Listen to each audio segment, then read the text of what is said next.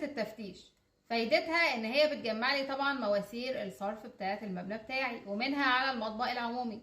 غرفة التفتيش ابعادها ممكن تبقى 60 في 60 60 في 90 حسب المبنى بتاعك.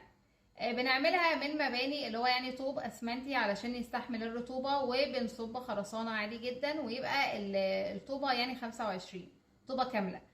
طيب اخد بالي بقى المنشأ بتاعي اقل حاجة مينيمم 2 غرفة تفتيش، لو عندك بدروم زود غرفة كمان. وطبعا يعني اللي هو الوش بتاع غرفة التفتيش لازم يبقى مع الصفر المعماري بتاعك. بنعملها بقى في الارضي في البدروم في المنور حسب برضو المبنى بتاعك كام دور وهكذا، بس المهم يعني هي بتتعمل في الدور الارضي.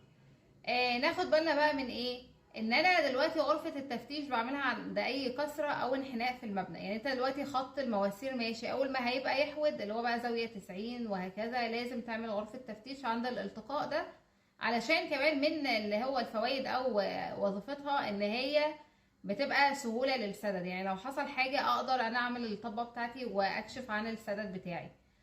المسافة من الغرفة للتانية لو انت داخل المبنى بتاعك بتبقى 12 متر، لو خارج المبنى بنبقى 30 متر. وطبعا لازم اخد بالي ان انا اعملها مظبوطة علشان ده بيكون الصرف كله، فمش عايزين بقى يحصل تسريب وهكذا. طبعا في غرفة تفتيش مباني زي ما قلنا، وفي غرفة تفتيش بتبقى جاهزة. فيعتبر يعني الجاهزة هي اللي بقت اسهل وبقت احسن، لان انت ويعتبر برضو نفس التكلفة. ما انت لما تقعد تبني وهكذا هي الجاهزة.